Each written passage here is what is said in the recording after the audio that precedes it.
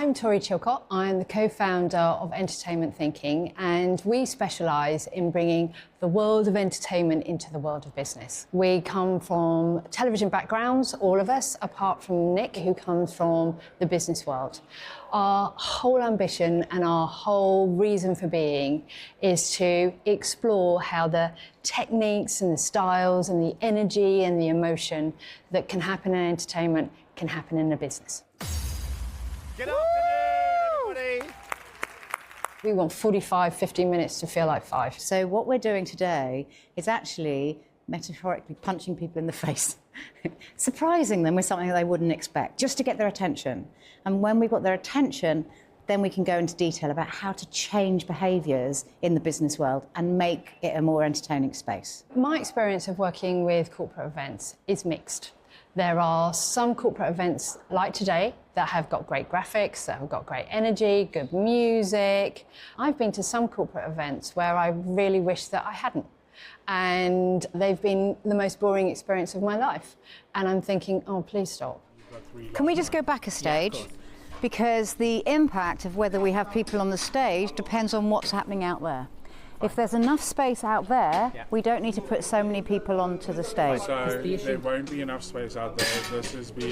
There will be tables on the dance floor. Okay. That's just a preset for tonight's dinner. Sure. So there's tables, they're all going to be circular tables. Are there going to be rows at the back? For spacing between these tables, that's just going to get replicated in the centre here, is it? Correct, I believe so. It should. Okay.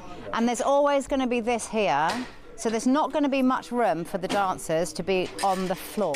Some corporate events don't think about the audience. And the audience is the most important people in the room. And if you're thinking about what you want your audiences to feel, do, and the outcomes that you want to have, that should design the whole experience. Area maybe in front of this screen with your coffee table and everything set up, and the dancers do their presentation. It's very traditional to have all the dancers on stage all of the time, whereas what we were trying to do was create a bit of difference. I don't want Ben to come on from the side of the stage, it's too traditional. So I want Ben to come on from somewhere, and I can't work out where till I've seen the layout of the room. We get them all to do the dancing, they do their dancing up here, then there's applause, applause, applause. And then they do the 30-second reprise where Ben will then be revealed, and that will be somewhere in here. The ability to use lighting, to use music, to use all those techniques that happen in television or in entertainment are available for everyone to use. It's just having the skill sets to use them. My co-founder, Torie, comes from the entertainment world, and I come from the business world. I'm taking expertise and that background from the business world and then learning about how we can infuse that with the entertainment world to really start to bring things to life. My job is to bring to the screen a spectacle. And what we're doing today is bringing that spectacle here. TV and events are very similar. It's just the location and the fact that there's a camera pointing at a TV programme. But it's the same thing. There is a beginning and a middle and an end. The beginning is going to be quite spectacular. The middle is the meat, and the end is a little surprise. So they have a little parting gift. So we talked about what that journey would look like and how do we capture the imagination of the audience. I want there to be this surprise. I want them to feel. I want them to smile. I want them to laugh. I want them to be thoughtful. I want them to feel invigorated so that when they get out of the room, it's the one thing that they remember. So when they go home tonight, they go, how was it? And they go, you never guess what happened today. That is what we want to achieve. Our planning process has been like running a show. We have a format that we work with, which is called a show, of course it is. And it's like, what's your audience? What's your audience? What are they going to feel? What do you want to do? S is for what's your story? What's your strategy? H is for the hook. How are you going to get people to really want to come to the session? O is for who's owning it? What's the outcome you want to get?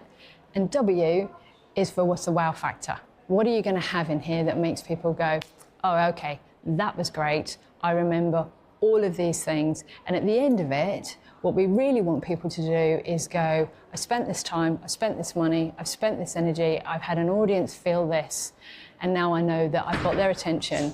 So the return on my investment has paid off in their attention and time. With all of these events, the most important thing is ROI. We live in a world where you look at the economy and you look at the social economics and everything that's going on out there, every pound spent or every dollar spent, every euro spent, you have to deliver something. And so the way that we look at how you then measure interactivity and ROI for any kind of event is around what is your objective, what is it you're trying to achieve, how are you using technology to monitor and track, and then really what does the data tell you?